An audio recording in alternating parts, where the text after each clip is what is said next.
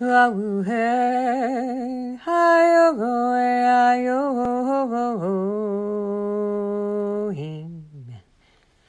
to another Sound Shamaness Sound Story. Grandmother Avocado Tree by Vlatka, Herzberg.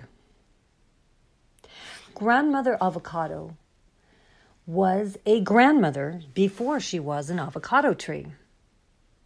She always carried the woes of the world in a sack on her back. Now, some people say that grandmother was a child or adolescent or adult before she was a grandmother, but many say no. She was always a grandmother before she was an avocado tree. Either way, they don't dispute that she carried the woes of the world on her back. Grandmother walked from village to village, all around the world.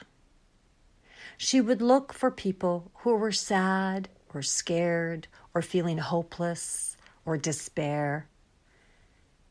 And she would wait in the shadows.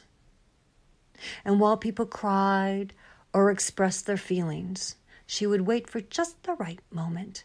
And then with her sack, she would scoop up the feelings.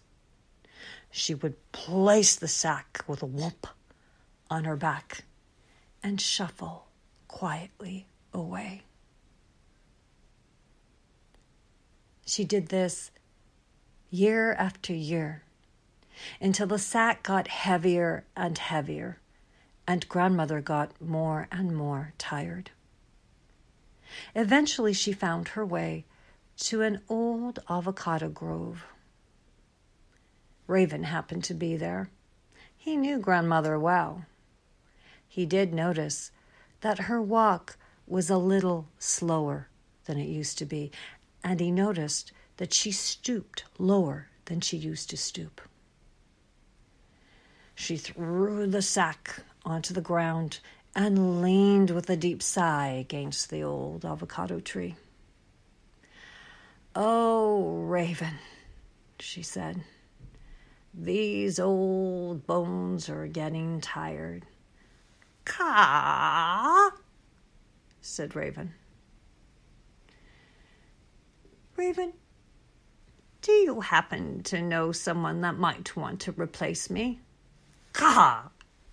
How could you possibly think that? Who could possibly replace you?" said Raven. "Oh, I am so old and so tired. There must be someone." Raven looked deep into the old woman's eyes, pools of blue that went forever.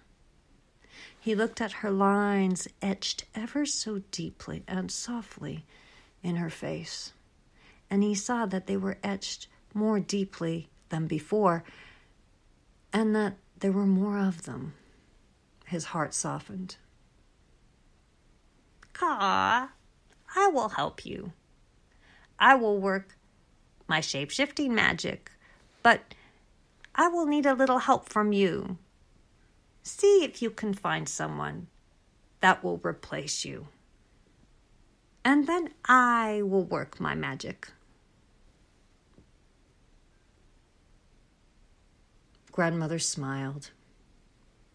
She placed the sack back on her back, and off she went on her journey, looking for someone to replace her who would be willing to carry the woes of the world on their back.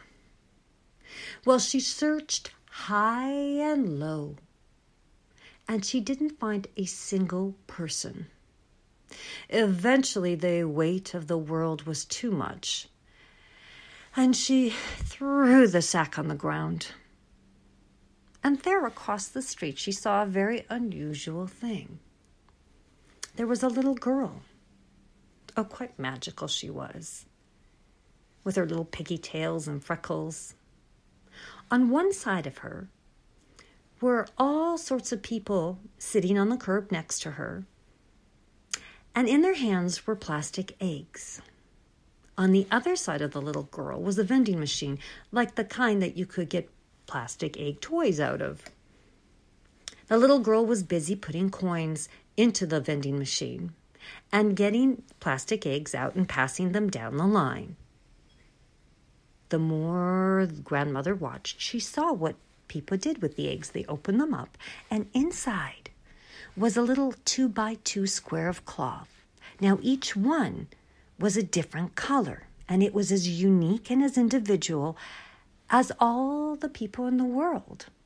Grandmother noted that. Now, inside those little pieces of cloth was a tiny little seed. Grandmother had an idea. Now, what if each person took responsibility to bury their own woes in the earth or in a pot of dirt and place that little seed, that maybe she would sprinkle with some magic so it could be a seed of their dream? And if they place that little seed in the earth, in the compost of their woes, what could possibly come out of that? Ha ha ha! Grandmother smiled with a wink. That seemed like a plan. So she went over to the little girl and whispered in her ear. And the little girl agreed to help. In the days and weeks to follow, the people from all around the world decided to cooperate. And each of them buried their woes outside somewhere in the dirt or in a pot. And then they planted their little seed inside that had been sprinkled with some magic from Grandmother. And then they tended that seed until, lo and behold, from each seed sprung a dream that mattered to each person. Well, Grandmother was delighted, and so was the child. The child went back to playing, and Grandmother, well, she walked back to that avocado grove with the biggest smile on her face. And when she got there, Raven was waiting for her. "Ah," he said, "well done, Grandmother. Now, do we have a deal or not? It's your turn to work your magic." And Raven began to cluck. And Grandmother began to sing. Ho, ho, ho, ho, ho, ho, ho, ho, ho, ho, ho, ho,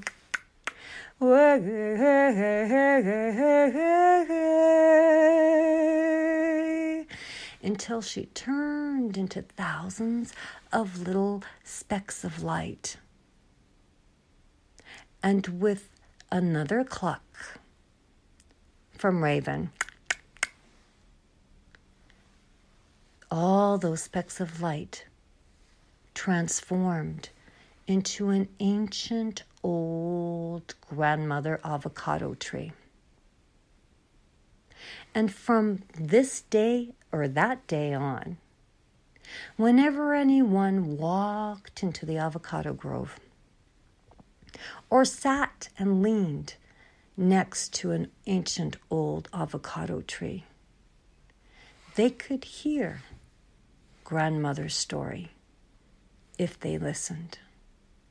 And that's the end of the story. Sa-jen.